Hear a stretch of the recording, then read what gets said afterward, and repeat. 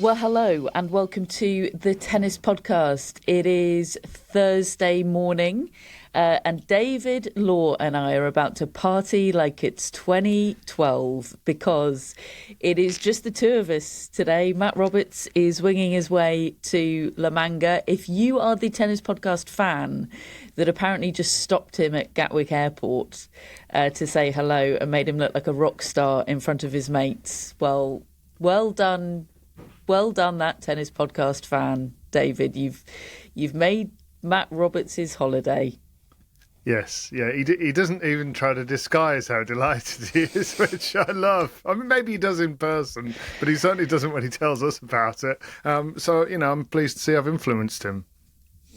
Yeah, it's happened to me once or twice in front of my mates, and they think it's the weirdest thing, the absolute weirdest thing. Why is anyone bothered? That's definitely what they're thinking. You should see the look on my kids' face when it happens. That was good at the US Open. They were like, but this is it's just Dad. I mean, why are you interested? But it's not just Dad. It's also the president of the Arthur Fils fan club. More on that later, folks. But I do feel like in today's show, we should pick up where we left off from last week's show, which was quite a deep dive discussion on Iga Swiatek following her loss in her first match in Miami to Magda Linette. Speculation from us that some changes, multiple changes might be made in her setup and her team ahead of the clay court season. Well, she didn't waste any time. About 20 minutes after we uploaded our last podcast 3 days ago, the news dropped on Iga Swiatek's Instagram that Wim Fissette, her head coach, would be leaving Team Swiatek. She said, "Miami was challenging for me. I feel disappointment, bitterness and responsibility for my performance on the court. I've learned a lot of important lessons. And I think that's very human. That being said, after many months of working together with my coach, Wim Fissette, I've decided to take a different path. It was an intense time full of challenges and many important experiences. I'm grateful for his support, experience and everything we achieved together, including one of my biggest dreams in sport." She wishes him well and she confirms that the rest of her team remains unchanged. David, are you surprised that Wim Fissette was the one to go?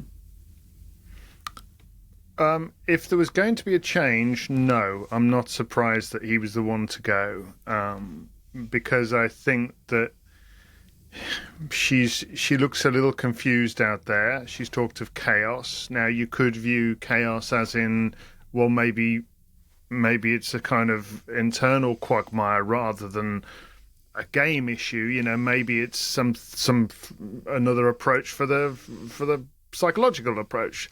But I sense that she's never, even though she won Wimbledon, never been completely at ease with what she's trying to do and what she's asked him to help her do and what he's asking her to do. I don't know what's happened here exactly. I don't know what the tipping point has been, because she has been quite protective of what they were doing together and not wanting to rush into anything. And I felt as though her responses to defeats have been quite even in press conferences, quite composed, and that it's a kind of working towards something. But this one was a pretty dramatic one. So I don't know what the tipping point is. I don't know what's suddenly made her decide, okay, well, now is the time to change things. But it doesn't really feel right. It doesn't really feel, and I don't know why. I don't know what the issue is, whether it is their relationship, their tactics, or whether it's something else. Matt spoke the other day about how her junior or her upcoming career used to be when she was very young, before she made the Grand Slam breakthroughs, and how on edge she would get and how it would sometimes derail her. I've always talked about her feeling like she's on the brink. That's, I think, who she is as a person, really. I mean, and that's no judgment. All different types of players and people can make champions, and she's had an incredible career already. If she retired tomorrow, we'd be celebrating her as one of the recent greats. But she's not going to retire tomorrow. There's loads of time left, and I thought she'd give it the rest of the year, personally. So it's quite early to pull the plug to me, but which tells you how bad it must be, I think, in one way or another inside her mind. Yeah, I mean, even she gave very, very in-depth and emotional comments after her defeat to Magdalena, didn't she? That was where she talked about the chaos inside her brain. I thought maybe she might row back on that with a bit of distance, but actually it was a very, very emotional post she put out about Wim Fissette and kind of doubled down on expressing what a quagmire she feels like she's in. And I definitely think there was a big emotional attachment and loyalty there to Wim Fissette because he stuck by her through her positive test situation and agreed to take the job on in knowledge of that, and he protected the knowledge of that before it was public. I can imagine that would have been an incredibly bonding experience. Whether this makes any impact, I don't know. It I refer again to what we said in the last pod. We don't know the inner workings of that team, but I do know it's pretty common in tennis. You look at teams where there are head coaches, but there's also a parent involved, and you just know that there's only so much impact a coach can have, because ultimately the parent, for better and for worse, and as the player gets older, I do think it tends to be for worse, because it's just sort of de facto unhealthy to have a parent in charge of an adult child's life at a certain point. But it doesn't matter what the coach is saying or doing. They're not really in charge of that team. There's only so much impact they can have, especially if the parent-child relationship has become toxic on some level. I worry that a version of that sort of situation is at play here, and the impact of changing the head coach might not be that much, but I don't know. I really don't know. We will see. We don't know who her new head coach is going to be. There are reports, a lot of reports circulating that she's practicing at the Rafael Nadal Academy, David, ahead of the clay court season, and that she will be linking up with a new coach there. Identity unknown.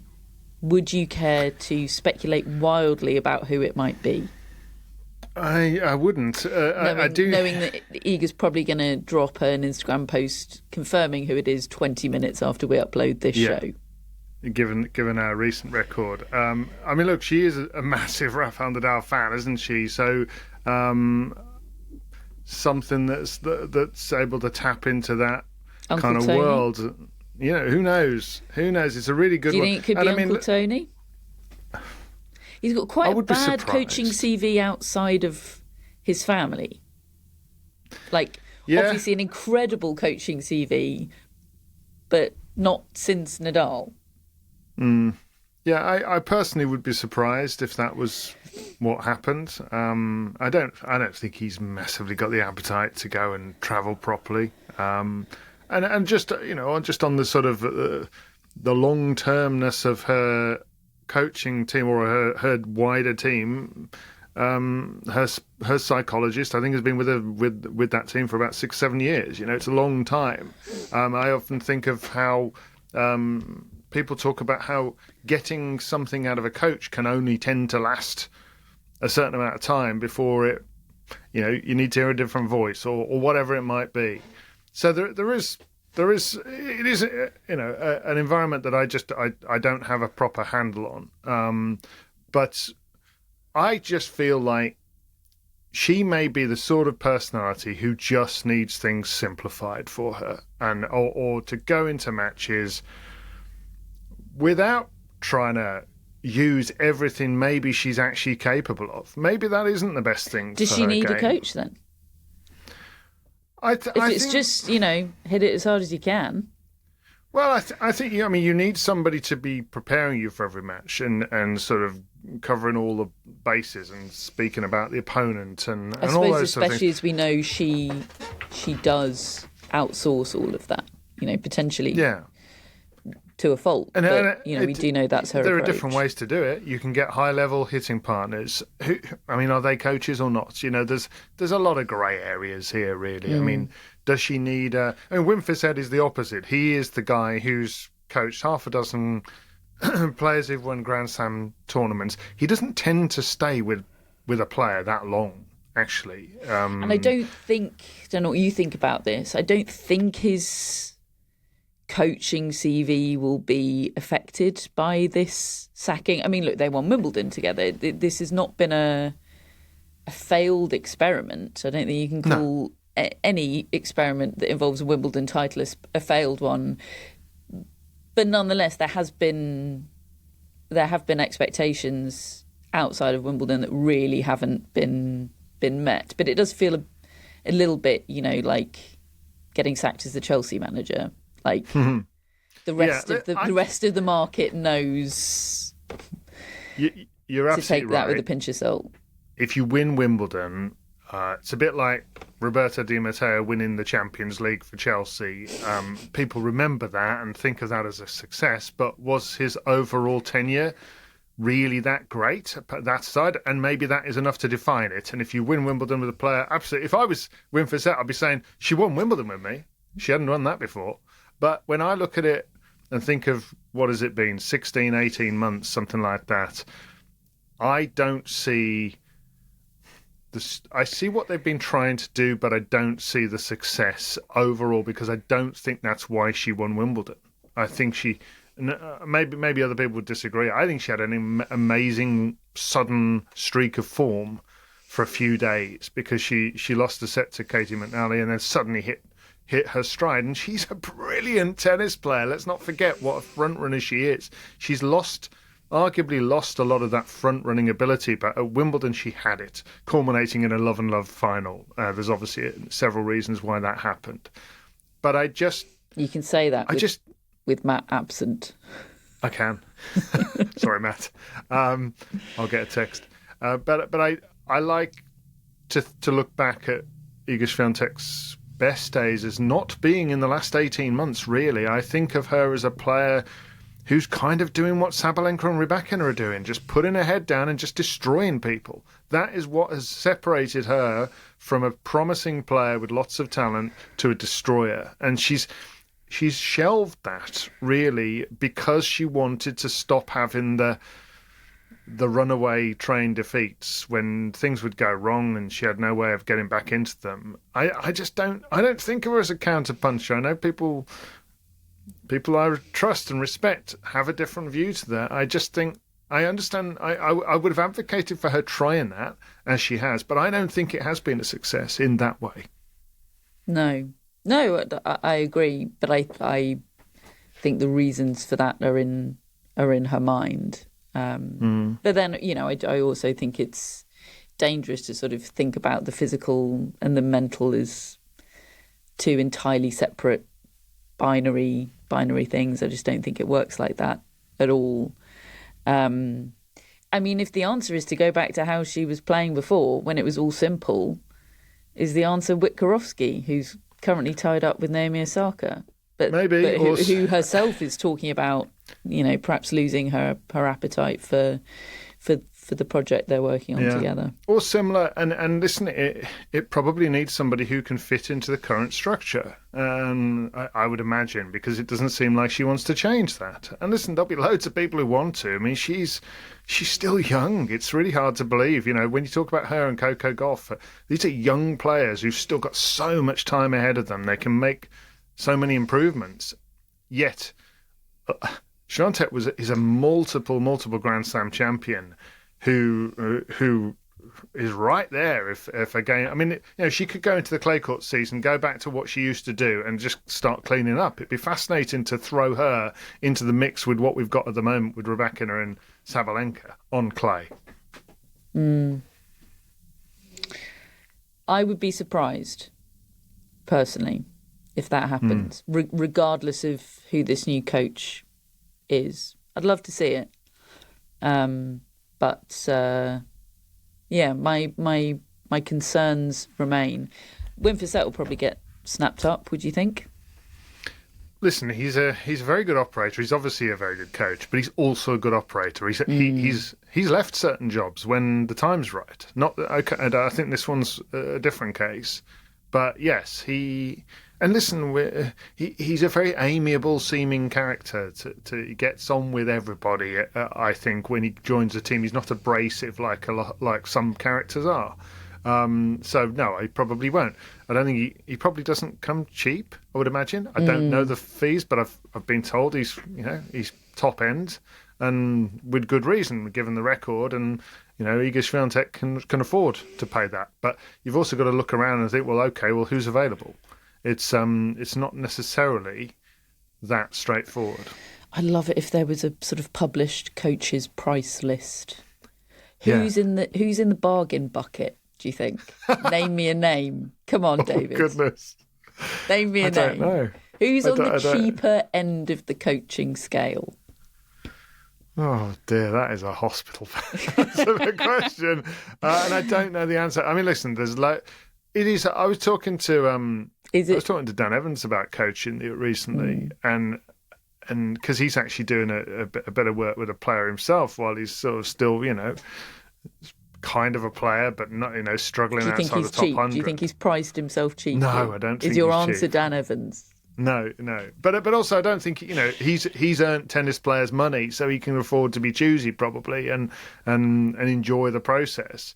But I was talking to him about how the life of a coach. I was saying, listen, to be fair to coaches, it is a difficult existence to have any job security whatsoever, whatever level you're at. You've got to really want to do it, I think. I mean, listen, I think the rewards are there as well, but it's not easy. Yeah, there's the anxiety of the total lack of job security, but also the best coaches, the best support staff are ones that are unafraid to lose their jobs, right? If you're too afraid of being sacked, that will inhibit you ultimately from being able to do that job and speaking the truth that sometimes always need to be spoken. I reckon those situations where players sort of just employ their mate, like are they a coach or are they just a sort of paid for? I reckon those are the cheapest. Peter Polansky. I reckon he was cheap when he was with Shapovalov, don't you think? That's my answer. He wouldn't be top end. Right. Okay, folks, that is it for part 1. We'll be back in part 2 to talk about Miami. But first, folks, a word from our lovely sponsors at Steve Fergal's International Tennis Tours, the premium hospitality and experience provider. Steve Fergal's can customise your dream US Open experience. That means sorting out official US Open tickets with brilliant viewing positions, premium hospitality as well, and amazing luxury hotel accommodation in New York City. And they can do all of that with 5% off for Tennis Podcast listeners. That's 5% off all travel packages. And it can be used to work with Steve Fergal's to create your perfect custom experience as well. The code is NYC26. So just go to toursfortennis.com/podcast. That's tours4tennis.com/podcast. Browse all the options, put together your perfect US Open experience, and then pop in the code NYC26 for 5% off. That code is valid until April the 30th on official US Open travel packages offered by Steve Fergal's International Tennis Tours, powered by On Location. See you in New York. Welcome back to part 2 of today's tennis podcast, where we're going to talk about the tennis now. And before we do, we have a cameo, a wonderful voice note here from Matt Futterman of The Athletic, who is on the ground in Miami, who has a long history with Florida and with Miami, and has a As always, a really fascinating perspective on the city and the event and the tennis that he has seen in his days on the ground there so far. So here reporting from the Miami Open for us is the brilliant Matt Futterman.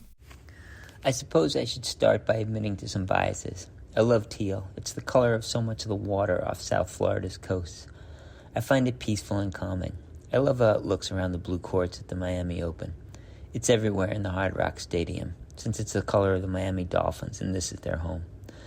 I also love the feel of the moisture and the sultry air of the early spring here.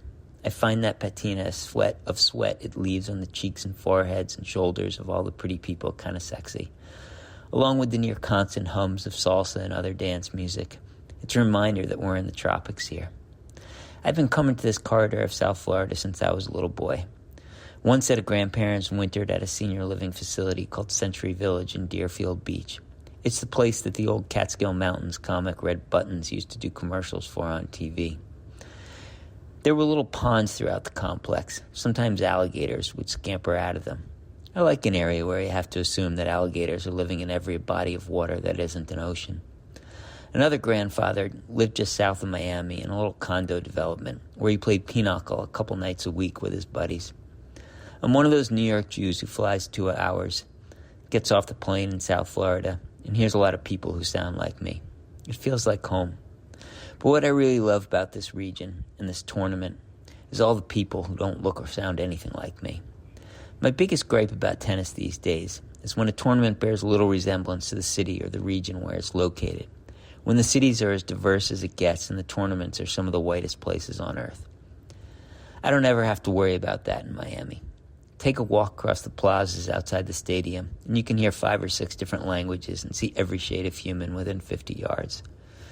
There can be a bit of a home field advantage for all these Americans who were either born in Florida or live here now in the beating heart of tennis in America. But not much, especially if they're playing anyone with Latin or Spanish heritage. That's how you get Alex Mickelson getting harassed by the Chileans and shushing them after the final point of his win over Alejandro Tabilo. It's why this is basically a home Masters 1000 for João Fonseca, as all the Brazilian transplants make the place come alive. It's why Tommy Paul was worried about letting the Argentines get behind Tomas Echeverry when he had him down in the second set Tuesday. Imagine if there was ever a great Cuban player who could come here. It's what makes Miami the most fascinating city in America, and the people who run this tournament have figured out that that is their secret sauce.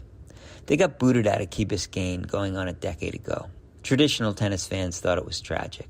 The drive over the causeway to the island is indeed glorious.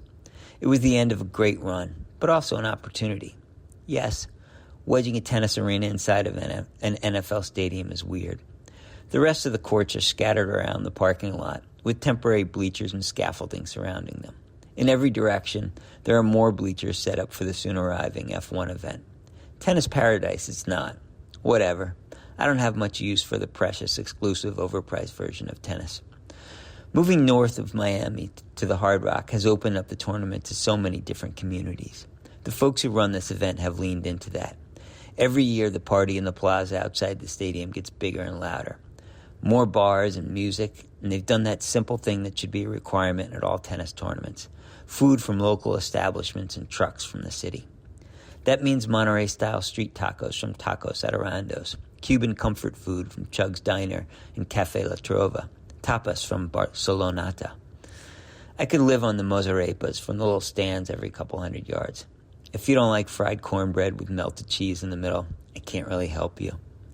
I guess I should talk about the tennis. Frances Tiafoe and Coco Gauff have come alive. Haley Baptiste made a nice run to the quarters before running into the steamroller that is Aryna Sabalebka. Same goes for Jessica Pegula and another close but no cigar result against Elena Rybakina. All that has left us with another Rybakina-Sabalenka showdown. No complaints here. On the men's side, it's been a good week for the chase pack. Fonseca pushed Alcaraz and Korda knocked him out.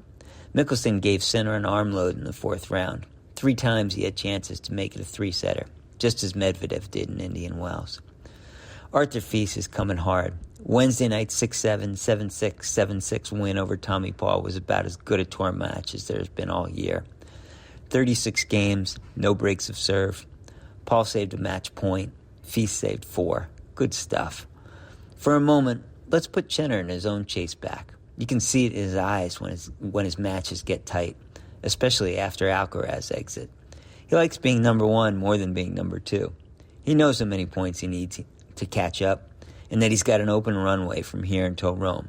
How's that for a setup for the clay court season? We've got 4 days left and 10 players still alive. As Jannik Sinner would say, let's see what's coming. Well, brilliant, as always, from Matt, and lots to get our teeth into there, and lots that will come up over the course of our discussion of what we've seen over the last few days and what's to come over the next few as this tournament reaches its conclusion. Just to reassure you, Matt, I do like fried cornbread with melted cheese in the middle. I don't need any help on that front. And I love hearing Matt talk about Miami because it's a tournament I struggle with, David. I've been there. I didn't have the best experience. All those things that Matt bigs up there as great things about Miami, I totally agree with him. I've no notes on all of that. I love that aquamarine colour as well. It does pop off the screen. I love the diversity. That I enjoyed the food trucks. I enjoy cornbread with melted cheese in the middle. It's all great, but none of it counteracts that feeling of it being temporary and it being makeshift and it basically being in an out-of-town car park. Like, all of that is more powerful to me in terms of my experience of watching it on the TV and in person than everything else that Matt lists. But maybe that's a me problem, David. Maybe that's a me problem. Maybe I need to try and reframe my issues with humidity and start trying to think of it as sexy in the way that Matt Futterman does. I think there is... if there is a you problem, it is an every person problem in that we're all different. And not everybody likes the same thing. I've heard a lot of people say that you're either an Indian Wells person or you're a Miami person. And there's not that many people who like them equally because they are so different, even though they're part of the Sunshine Double. They both have sunshine. But I used to love going to Indian Wells, and then I'd speak to people who'd say they found it boring and they wanted the life of Miami. And I think it really is valuable to have Matt Futterman there, and the fact that he's so different in outlook to us in that, I mean, we get on famously, but without fail, Matt will have a take on something that I have not got. And I love to hear his takes because he looks at life differently to me. And I agree with you because I watch it on TV. I far prefer the other courts than the main stadium court because as clever as I think what they've done is building it inside the Miami Dolphins Stadium, I really don't like it as an aesthetic and a sound. It sounds cavernous. It makes me feel that tennis is small time. It's this little drop in the NFL ocean, and I don't like that. But I also think it's very clever. But I love from Matt hearing about how its move from Crandon Park, which I remember with some fondness as well, certainly back from my TV watching days in the 90s, it's opened it up. And the atmospheres that you get and the people that are going to see it. I mean, I enjoyed the Mickelson match against Tabilo and things like that. You know, those are sort of things you just don't get elsewhere in the United States, it seems to me. So I think we're all allowed to be a bit different and to have these tournaments appealing to different people. So, yeah, certainly wouldn't beat yourself up. But I also think that I love that he is there and giving us that sort of account. And I love the colour teal as well. My car is coloured teal. And a lot of the tennis rackets are coloured teal at the moment, I've noticed. And I love it. Yeah, it's a great colour. It does pop. I wish they could find a solution to... There's something about that, the baseline shot on the centre court that, like, there's some sort of hedging. There's hedge in it. They're trying to disguise the temporariness, the temporary stand, I think, with some... And it just looks a bit shit, I think. For, like... Okay. I don't know, yeah. The main court is a problem. It's a big problem. Yeah. yeah, really going to try. 2026 is the year that I'm going to finally find humidity sexy. Everything is about outlook, Matt. I'll remind you of that in New York. Yeah. I'm going to bring it up when you're, this when is you're at sexy, your lowest ebb. Catherine. Remember, Have you it's not supposed to be learnt anything? sexy. Yes. Nothing sexier than lower back sweat. Okay, let's get into the tennis. I'm going to make you wait. I'm going to make you sweat, David, to talk about Arthur Fils. We are going to do that in part 3. I'll have enough left in the tank, don't you We're worry. going to build up to it. Let's start with the women's, because it's nice and simple with the women's, because they are at the semi-final stage. Okay, we have our 2 semi-finals set. It's Coco Gauff against Karolina Muchova, and it's Aryna Sabalebka against Elena Rybakina. Can I have a big yes, please, for that semi-final lineup? It's very tasty indeed, I think. Coco Gauff has now scored 3-set wins in a row, the latest of them since our last pod over Sorana Castella. And a great match against Belinda Bencic. She hadn't even reached a quarter-final in Miami before this. I know she's still young, and it's easy to forget how young she is, but she had really struggled at this event before this year, David. And I feel like this event, this tournament, is turning into quite a big moment for Coco Gauff. I feel like I can see it in the way she's celebrating these wins. You know, win or lose today in this semi-final, it may just end up being a breakthrough. Yeah. I was very shocked by that statistic, because to me, it should be perfect for her. She's from Florida, she's from Delray Beach. She loves the heat and humidity. It doesn't affect her in the way it seems to affect many other players, and she's quite open about that. But it hasn't happened for her here. I do agree with you about it being a big moment for her, not least because before this tournament, let's not forget, we saw her retire from a match in Indian Wells. That has kind of gone overlooked a little bit, including by me, until I read her transcript after the Cocciaretto match in Miami, because I wanted to find out, well, is your arm okay now? That was a pretty dramatic scene. Left arm as well, not her right forehand arm. But obviously a problem that she had a sleeve on. She retired from the match, and she just said that it was a nerve problem, and that it's not gone completely, but it's nothing like it was. And she had that kind of relief that almost verges on euphoria, because it's not a serious problem. And to me, it feels like the real Coco Gauff is back.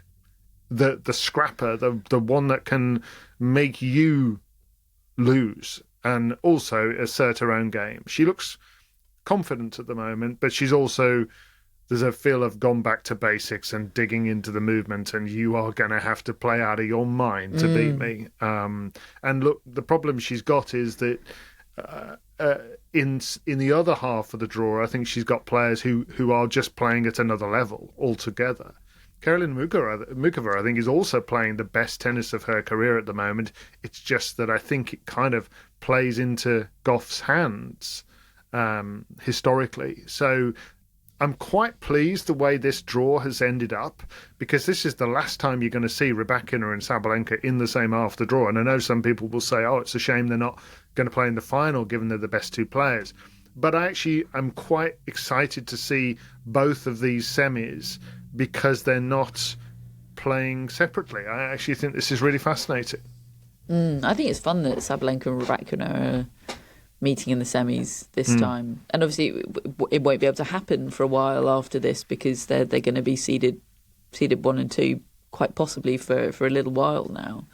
It seems pretty noticeable or notable to me, David, that Coco Gauff is concertedly approaching the net a lot more of late. Yeah. What do we think of that tactic? I saw an on-court interview with her after one of those previous wins, maybe the Castella win, where she was asked about it, and she said, look, I feel like I'm pretty difficult to pass. Like, it's not necessarily about her being the best volleyer in the world. It's about just her presence her physical and athletic presence, her wingspan, just posing a very difficult question to the opponent. Yeah, 100%. And she actually mentioned apparently that a tweet had referenced her net play in a match against Elena Svitolina in Dubai, which was a semi-final, and she included a 15-13 second set tiebreak, and Gauff ended up losing it 6-4 in the third. But it was something I remember in the podcast after that. Matt flagged up how much she was going to the net and how successful it seemed to be, and I'd forgotten to mention it in that show because I look back on notes and I'd made the same sort of notes, and my analysis of it was that going to the net was simplifying the problems of the forehand, and because I'm going to hit this and I'm going to go in, and it kind of just everything ends up becoming a forward-looking proposition for her, I think, when she does that. And I think that's a really optimistic approach for Coco Gauff's tennis. And she is an incredible mover at the net. She's played really good doubles. Her volleys are firm. I often think when I watch Zverev, he looks good at the net because he's just such a nightmare to pass, and it gets him out of his own head. And I think this is something that she can bring that I think maybe the others don't have to slightly the same degree. If she goes toe-to-toe, Rybakina with Sabalebka, probably with Swiatek, if Swiatek's at her very best, she's going to come off second best most of the time just from the baseline. But you go to the net, I don't think you're making anywhere near the number of forehand and forced errors, and I think you're just piling pressure on. So I think it's an optimistic approach, and I like it. Yeah, it's unusual enough in the modern game that it does just freak players out a bit, doesn't it? You like, maybe they get used to it over the course of a match, but I do think there's a bit of a like, oh my God, what do I do with this? Yeah. I like it. I like it too. And yeah, history suggests that Gauff has got the better of that one against Muchova, but good question though, isn't it? Because what do you do in that one if you're Coco Gauff? You've beaten her all these times. Do you still do that? Do you still go into the... I mean, there could be a lot of net play. I'm not... It takes the net away from Muchova a bit if you're the one looking to get in. Fascinating. But Muchova's got such great hands and dexterity. I'm not sure that it's necessarily the right person to do it against, having just said it's the right approach generally. I'm really looking forward to it because Muchova's got a big challenge on her hands to try to change the narrative of that rivalry herself. Muchova got the better of Victoria Mboko 7-5, 7-6 a couple of nights ago. Matt and I were detained at the Emirates, David, watching Arsenal women beat Chelsea. So tell me about this one. We were following the live scores, of course, but, you know. It was good. Does not a match report make. Muchova, I'm gonna show off a little bit because I said she would win a title in one of our end of year shows when we were asked a question about whether she'd ever win another title, and she's already done that this year. And I mean, I think she's playing the best tennis of her career right now because I just think it's showing up. Because she's just not having sudden. Oh no, she's injured again. You know, she won Doha. She beat Mboko in the final there. She played Indian Wells. She lost out to Swiatek, yes, but now she's coming to this, and you know she's just destroyed Iala. I watched that. She made that look so easy, to be honest. And she's beaten Mboko, who's 2 tight sets, tiebreak sets. Mboko playing pretty well, but there's just nobody who does what Muchova does in just terms of taking time away, kind of waltzing through forehands and backhands on her way to the net, no matter what shot you've just hit. And Mboko is probably one of the sort of fangiest players out there in terms of just being a real match player. You've got to beat her. It's so rare that Mboko throws in a dud of a performance. And I just think Muchova just looks right there. Finally, everything is in place, and looks like she's really not worrying about her body. Yeah, all the time. I think this match is pretty much 50-50. I think I'd give the edge to Gauff because of the record. I can't remember exactly what the record is, but I think it's unbeaten for Gauff.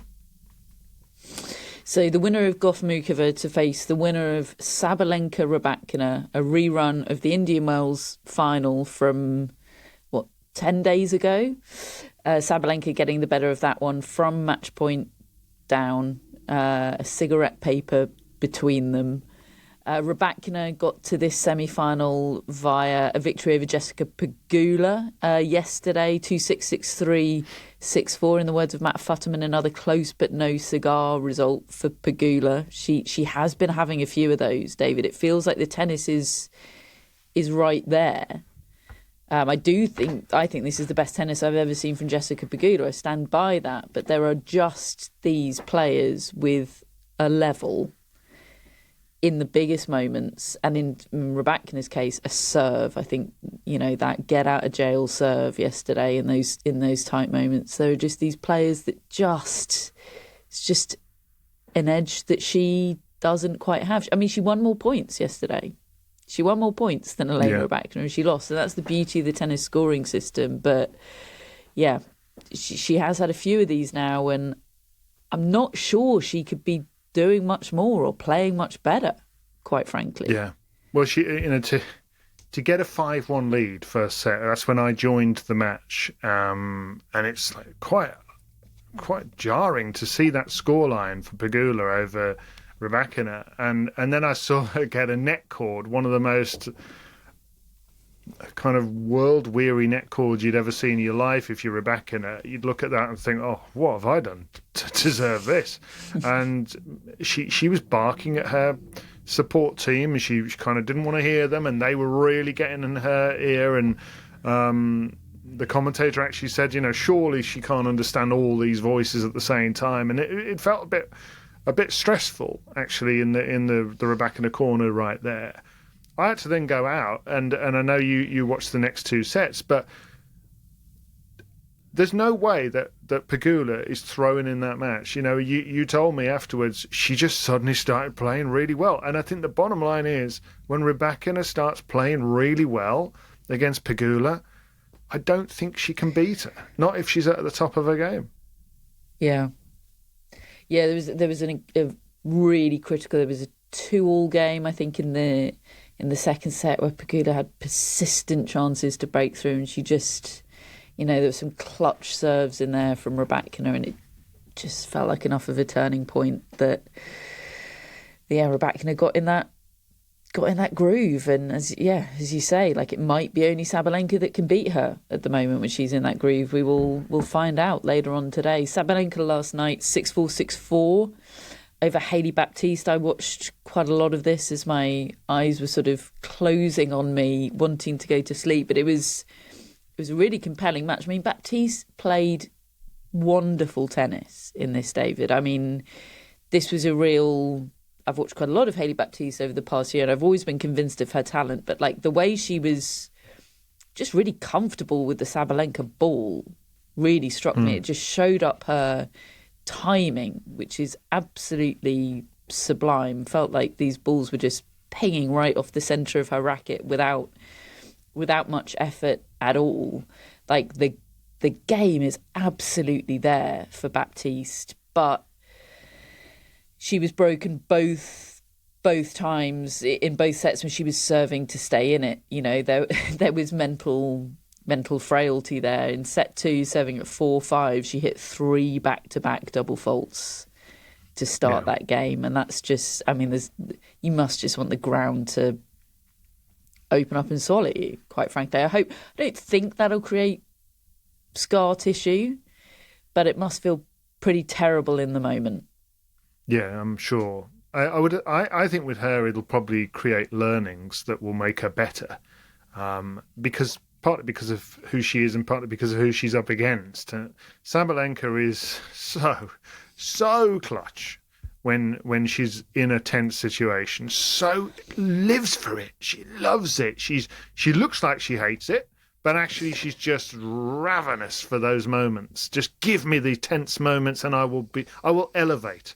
Whereas Baptiste was the complete opposite. She was a threat early on. She was the better player in early games in both sets, and she has this stinging game which takes you by surprise, I think, because she doesn't look like she's heaving the ball. She sort of flicks it. It's almost like you're watching somebody play table tennis. The way she just flicks the ball, and you suddenly realise, wow, it's knocked the opponent back on their heels, even off first serves. And she clearly decided, I'm going to go for it off returns. If it's anywhere in my strike zone, I'm gonna hurt her. And she's got a big forehand. She's got this sort of paddled backhand. Again, just looks like she has great timing. I'll talk a bit about Tommy Paul later, and I have these same feelings of just natural ball players. But yeah, you get into the 4-5 game twice serving, and I'm afraid you just sort of handed it to the opponent. It's not in isolation, it's incremental examples of pressure, and that's what makes Sabalenka the great that she is. But yeah, I think they both walk off the court feeling okay there. Yeah, I think so too. And it was one of those where the fact that had happened in the first set made it feel more likely to happen again in the second set. You know, you just knew. It's so relatable, isn't it? Like, I would be thinking about the fact that I got broken in this situation in the first set. 3 double faults later. Yeah, like, very, very relatable. Okay, David, who's winning the women's title from here? Cool. It's really Don't difficult. Don't pretend you weren't prepared for this question, David. I was always going to ask this. I've been thinking about it all the way through this section. I think I'm going to go. I think I'm going to go Sabalenka because I think she loves the environment. I don't. Are we going to get 2 sunshine doubles? I think. Double. I think we probably are. Yeah. I think Sabalenka beats Gauff in the final is what I think, because I think that Sabalenka may find it easier in the environment to feel better against Rybakina. But I said a few weeks ago that I think Rybakina's ball should go through the court easier in Miami. So I realise I'm contradicting myself there, but just on what my eyes are seeing right now, I'm sort of waiting for Rybakina to slightly hit the wall. And the fact that she lost got a 5-1 down, I mean, she's just kept on playing. She played all the Middle East tournaments, whereas Sabalenka didn't. So I'm going to go Sabalenka over Gauff. What about you?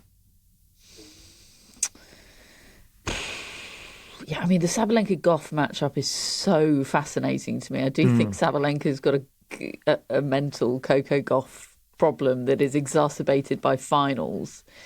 Great to see them back to back, wouldn't it? The Rybakina test and then the Gauff test. It would, yeah. So if come Sunday, or is the women's final Saturday? I think it is, isn't it? Come Saturday, if it's a Sabalenka-Gauff final, I might sort of pick Gauff. But right now, where we are, I think I'm gonna pick the world number 1, Aryna Sabalenka. How bold of me! But yeah, I've just got Coco Gauff kicking around in my brain. She's doing the sort of winning she was doing at the French Open. I'll leave it at that. Yeah, she is definitely.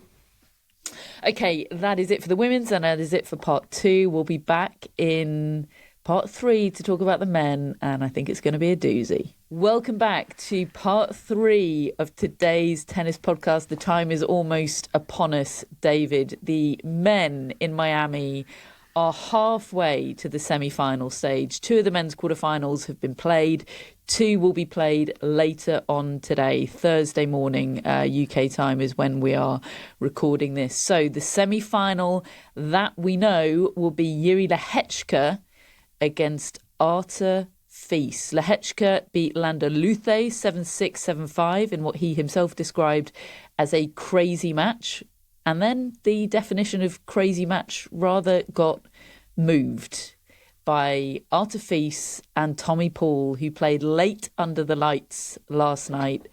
And it was a barnstormer. Fils beating Paul 6-7, 7-6, 7-6, as Matt Futterman said in his voice note, 36 games, no breaks of serve, 4 match points saved by Arthur Fils. He was 6-2 down in the deciding set tiebreak and won 6 points in a row to win that match. It was absolutely electric out there on the centre court in Miami. I mean, Arthur Fils, David, he's doing all the things you've promised that he would do, fitness permitting, for quite some time now. I'm not sure even you thought he would be doing it this early in his comeback after such a long time on the sidelines. I'm not sure he thought it would be happening this soon, but my God, we're all very pleased that it is happening.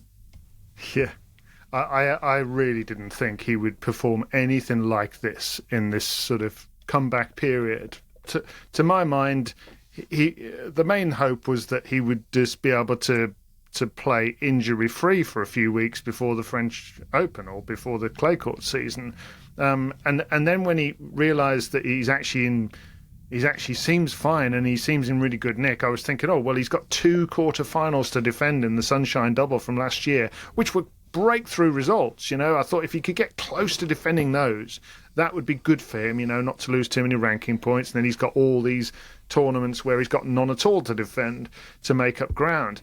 He's actually bettered it. And in this match in particular, I'd seen Tommy Paul play in the previous round against Thomas Etcheverry, and it was Matt referenced how Paul wanted to keep the Argentine fans out of it because they were making a lot of noise. And he was so good in that match, I thought, Tommy Paul. He is one of those athletes that, I've said before, he doesn't look sort of spectacularly athletic as a physical specimen, and yet I think he could pick up any ball and be good at it. Basketball, he could play point guard, quarterback in NFL, maybe not NFL, but you could imagine him being good at high school. Ice hockey, baseball, he just looks like a ball player to me, like he could do anything. And he spins the racket on his finger when he's sort of playing, and he just made such quick work of Etcheverry, who's heaving the ball at him, and Paul's making him look pretty ordinary.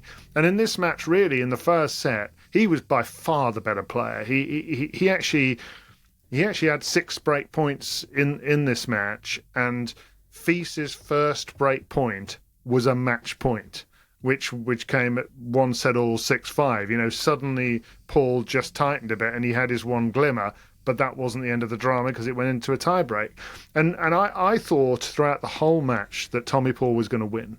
I thought it's too early in Arthur Fils' comeback for this sort of physical and psychological stress, having played a lot of matches recently.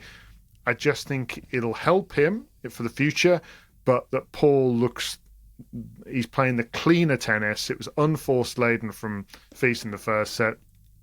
Then in the second set, we saw the turbo boost that I sometimes reference with Fils. You hear it in his grunt, you hear it in his celebrations that, right, he's going to let it all fly now. Every shot, every bit of emotion. Crowds suddenly have kind of half deserted the opponent, and even though they're American crowd, they've suddenly become Arthur Fils fans, and he's just turbo boosted himself to 1-all. It was unreal the hitting he was doing. Get into the third, and there's going to be a physical drop-off, an emotional drop-off from Fils. He managed to hold his serve in the first game, but immediately he looked exhausted. He just put so much into all of this fun and games to get 1-all. And Tommy Paul, I shout out to the commentators, by the way. They did a really good job in this match. There was Lee Goodall and Naomi Brody as the main commentators, and then there was Mike Cation, who's courtside, who knows so many of the players in the camps, and he'd been talking to Brad Stein and the coach of Tommy Paul, and he got the tactics. He basically got the tactics out of him, and apparently Paul was going to try and extend any cross-court back-to-backhand rallies that he possibly could, and he was going to try and stretch Fils wide to his forehand because he thought there was a little bit of a hitch in it when he's out wide and that he would lift the ball long.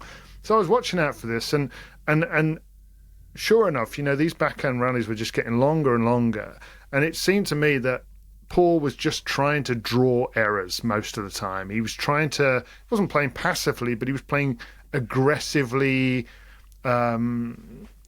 conservatively. I know that's sort of a contradiction, surgically, but almost. He was deliberately putting high balls up to the Fils backhand, and he was just sort of trying to entice the error out of him, the over-aggression. And honestly, I thought Paul's going to win this third set as well. It's close. He gets that match point out of nowhere, does Fils, because his serve's kind of keeping him in it. He doesn't take it. A forehand goes long from Paul. They get into a tie break, and the strategy continues from Paul. He gets his 6-2 lead with the most incredible retrieving, where he's just sort of like absorbing Fis's game. And eventually just Fils puts one in the net, and you look at him and you think, it's over. He's got nothing left. He's given everything. On to Monte Carlo. Have a good week and a half off. This has been good for him.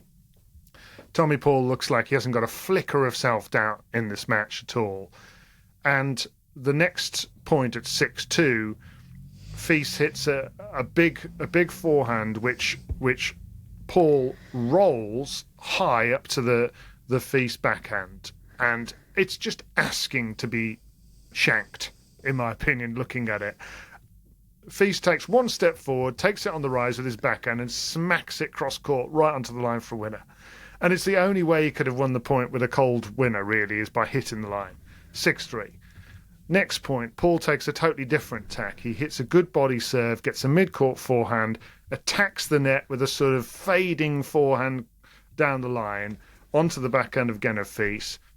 And Fils just turbo boosts out to his left and hits a cross-court backhand that gets Paul lunging and popping up a volley that Fils puts away. And again, it was like 2 shots in a row, which you've just emptied your canister in order to get back to 6-4. But it rattled Tommy Paul. He actually fell to the ground with the 6-4 point. And I think it shook him up. But the whole experience was shaking him up.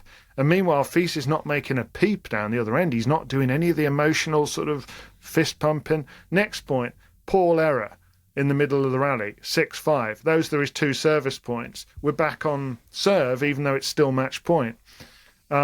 Fils wins the next point with a big serve, and he's about to walk across the net quietly at 6-all, and suddenly he realises what he's just done, and he raises his arms into the air like he's just won. And he's soaking it up, Fils, and you're thinking, this is only one winner for me. Yeah, I think looking at these 2 blokes, and he wins the next 2 points, a brace at the net. He goes absolutely wild, does Fils, and there was a really nice vibe between them all the way through this match. They were applauding each other's shots. They could make it, can't they? Yeah, he's calling him TP in the post-match interview. Naomi Brodie said that Paul is actually he watches matches of Fils more than most players because he just enjoys his game. And Fils apparently hit, according to them, 15 plus 100-mile-an-hour forehands in the match. It's extraordinary power. But I think that maybe the thing that's going to set him apart is how much, a bit like Sabalebka, he loves the moment. He loves the dogfight. He said it was a dogfight, and I never back down from a fight. And I thought, this is the second time in a month I've seen him do this. He was 4-love down against Auger-Aliassime in a tiebreak, and he won that tiebreak. And it's just, he's just got that thing that makes him elevate his level when it's at its most stressful. Not many that can do that. Yeah. Like Alcaraz, he just goes for it, and he's not. And he's okay. The crowd as well. He can harness energy. He's okay with losing, as long as he loses like that, and throws it all out there. Have you seen the backstage scenes? Have you seen him being greeted by his team just off the court? They all ended up on the floor. Yeah, I bet Goran had such FOMO watching that. Yes, I know he's involved from afar, but he would have seen that and thought, I want to be there. I was staying away from my messages because I wanted to watch the entire match at sort of 6:30 a.m, which I did, and I managed to avoid everybody's messages. And the first one I woke up to was "What a match" from Goran Ivanisevic. Mega FOMO. Because he just needed somebody to tell about it, and that he'd just seen it and is excited. His bloody coach. Well, he's got Jiri Lehecka, David, for a Miami final. Lehecka's playing some fantastic ball.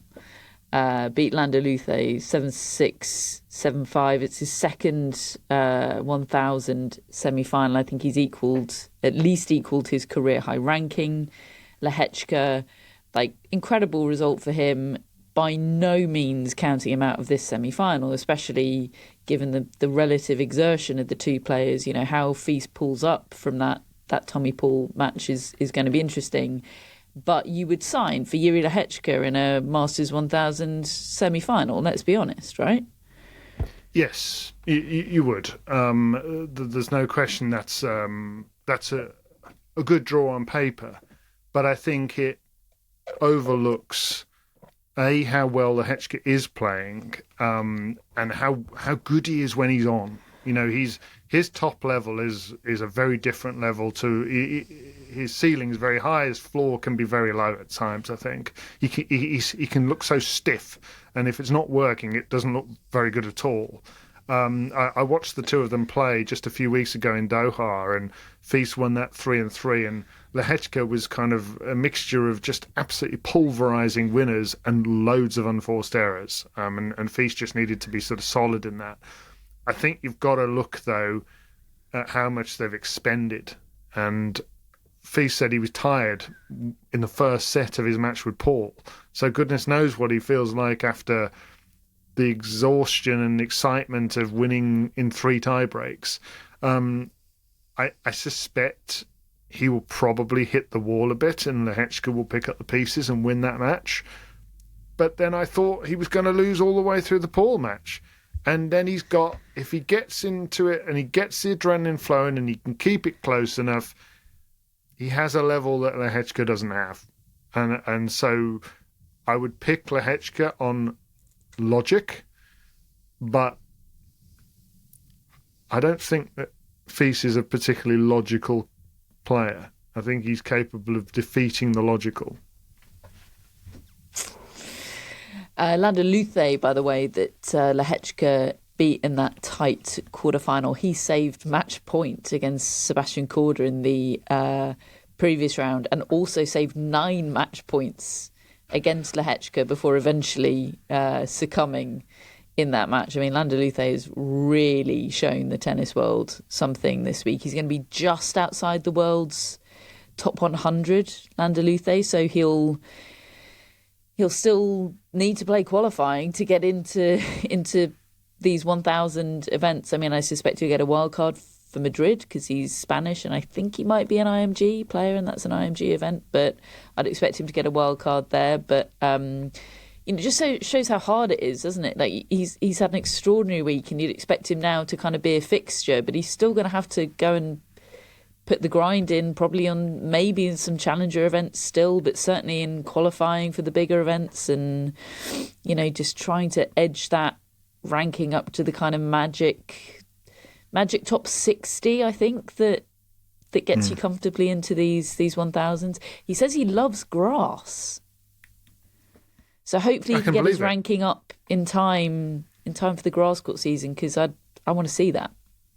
He's a great watch. He's another one of those that crowds might not have heard of when they come in and they leave sort of thinking about him and supporting him. He makes you feel things. And yeah, I mean, we've had a couple of Spanish grass court specialists over the years. Feliciano Lopez was always talked about because of that. I doubt if you necessarily remember Juan Bas Balcells, who was a proper serve and volleying Spaniard who served and volleyed first and second serves on clay. He was a lot of fun. I mean, this guy isn't doing that, but he's certainly not rolling the ball back and forth with big heavy topspin. He's got a big game. Fun. But he's fun. That again, to me, that was impressive from Lehecka, because he's kind of having to deal with this guy he's supposed to beat on paper, and he's just he looks like he's figured out some of the injury issues, does Lehecka, because his back was always giving out. He looks like he's sorted a few things out, and this is the best stuff I've seen from him in a more sustained period. So Lehecka Fils is the semi-final that we know. The other semi-final will be the winners of today's 2 quarterfinals between Jannik Sinner and Francis Tiafoe, and Francisco Cerundolo and Alexander Zverev. Sinner and Tiafoe. Sinner had to pull it out the bag, had to pull a bit of a rabbit out the hat against Alex Michelsen, who absolutely lit it up for 2 tight sets. Probably should have won that second set, David. But so Sinner booking himself a meeting there with Frances Tiafoe, who saved multiple match points to defeat the defending champion Jakub Menchik. Another brilliant match, that one on was that on Butch Buckholt? Certainly wasn't on the main court. An incredible atmosphere out there for that one. There. Yeah, it's lovely to watch that. And then we've got Cerundolo against Zverev. It struck me, David, what Matt Futterman said there about Jannik Sinner being someone that prefers to be number 1 than number 2. Now, obviously, everybody prefers to be number 1 than number 2, but I do think he's onto something there about Jannik Sinner. I think he might really prefer to be number 1 than number 2 in a way that perhaps Alcaraz is slightly less bothered. I think Alcaraz really would like to be number 1 and enjoys it, but I don't know. I do think he's right about the fact that Jannik Sinner is probably very strategically and surgically working out the gap in the rankings, exactly how much he can gain week on week, because it is all upside for him. This time last year, he was sat on the sidelines watching Alcaraz accumulate thousands of points week after week. And Alcaraz now has to defend those points. There's not much to be gained over the course of this clay court season for Carlos Alcaraz upcoming, whereas for Jannik Sinner, it's all gain right up until Rome. I mean, he already might be able to narrow the gap to just over 1,000 points in Miami if he goes on to win the title. And I think, we talk about those two as the pack currently being hunted, but Jannik Sinner is currently in hunting mode, I think. Yeah, he doesn't really have proper letdowns, does he? I know there have been some matches he's lost that maybe you wouldn't expect him to lose, but you don't tend to see him lose a match like Alcaraz lost the other day against Korda. And I think everybody needs to find a source of extra motivation whenever they play. I think Alcaraz he does it with records and moments, and youngest to complete the career slam, and now he'll want to try to win his 3rd of the 12th in a row, of Grand Slam titles.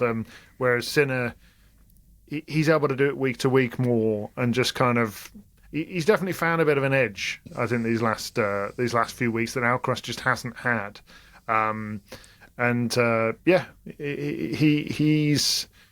He's right there, isn't he? And it'll be a cool statement if he does manage to complete this Sunshine Double, and then it's like, right, over to you, Carlos. Let's see what you can come out with. So fascinating that they just haven't met this year. Yep, absolutely. Zverev needed 3 sets to beat Marin Cilic, who at the age of, how old is Marin Cilic now? 37? Yep. In the year 2026, has decided to debut a sleeveless look. That was a bit of a turn-up, wasn't it? It looked like he was off to the beach with his cool box.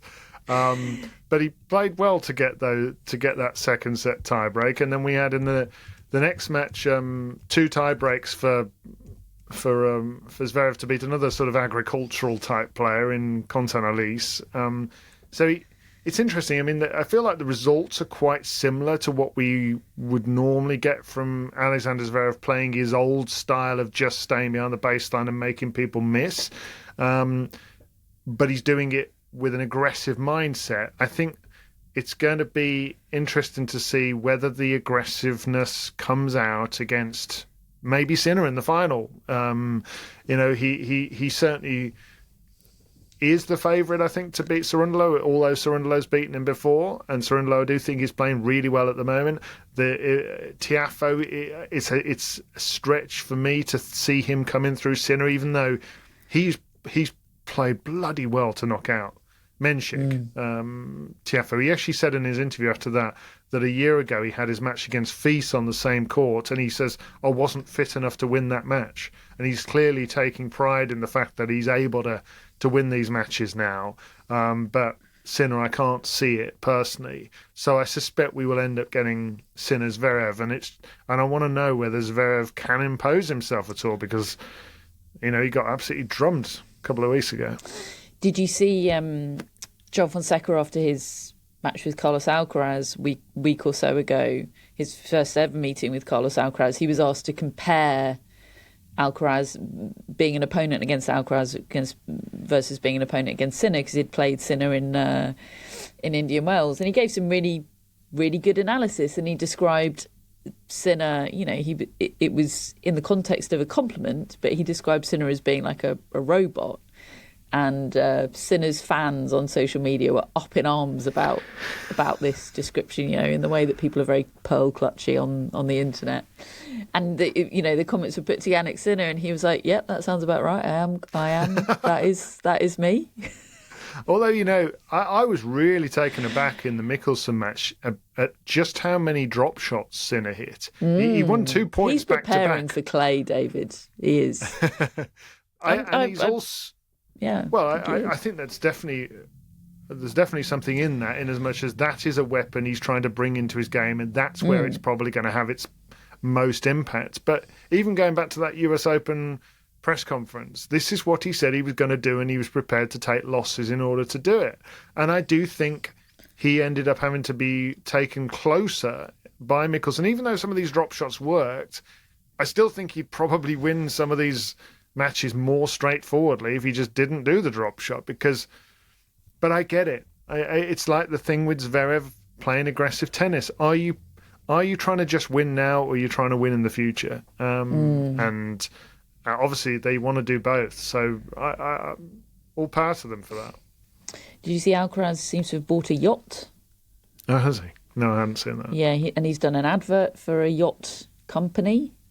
Oh. Looks like he's about to star in the next Mamma Mia film. I'll send you a link. Okay, thank you. Last quick mention, David, with the fact that Mohamed Layani always got taken out by Spider-Cam.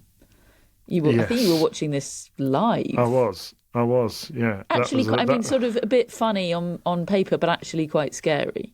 Well, yeah, that is a huge hunk of metal, isn't it, in the sky? And, it's remote controlled, clearly, and I don't know whether it malfunctioned or whether somebody just slightly got their joystick wrong. But anyway, next thing you know, you actually see on one of the other cameras one of the players moving towards him with real concern about what had just happened. But, Mamelani was making light of it. But, yeah, that is a big old thing suspended above the court, and it's swooping in and out to get these amazing shots. But yeah, it's no damage done, but I think it's a bit scary. I thought spider cams had sensors in them preventing them from making contact with anything. It's a bit of a worry to me that that's even possible via user error, because there is always going to be user error. Yeah, maybe it wasn't. This shouldn't be falling stuff upon can go wrong, can't humans. it? Technology can malfunction. We had to turn our computers off before we recorded today because the mics weren't working. Yeah, the robots are coming, David. They're coming for our jobs. Yeah, no one's stopping a robot in Gatwick Airport, though, and asking for a photo. No, exactly. Take that, AI. Happy holidays, Matt Roberts. He and we will be back on Monday, this coming Monday, for our Miami wrap show. And that show will be live on YouTube for anybody that wants to join us live, join in the chat. Join in the fun. That will be 8 p.m. UK time on our YouTube channel. Link to that in our show notes, or just type in the Tennis Podcast on YouTube. It'll also be up as a podcast as usual shortly afterwards. So that'll be Monday, 8 p.m. The three of us reunited. Happy holidays to Matt Roberts. Good luck with your new shoes. They can work wonders. New shoes. Did it for his tennis game. Hopefully it does it for his golf game. We have our mascots to say hello to. Hello, Bodie. Hello, Maisie. Hello, Roger. Hello to our top folks and executive producers, Greg, Chris and Jeff. No shout-outs today, no mascots, because what even are they without Matt Roberts? But I think with the help of Matt Futterman, David, I think we've done an okay job here. Yeah, and some preparatory notes from Matt. Yeah, I mean, we can't function entirely without Matt Roberts ever. No, but it's not 2012. No, thank goodness for that. We are part of the Athletic Podcast Network. Thank you to the brilliant Matt Futterman for his contribution to today's show, and do check out his pieces on the Athletic. They are well worth your time. Thank you for your time today, for listening to this show, for partying with us like it's 2012. We'll be back on Monday and we'll speak to you then.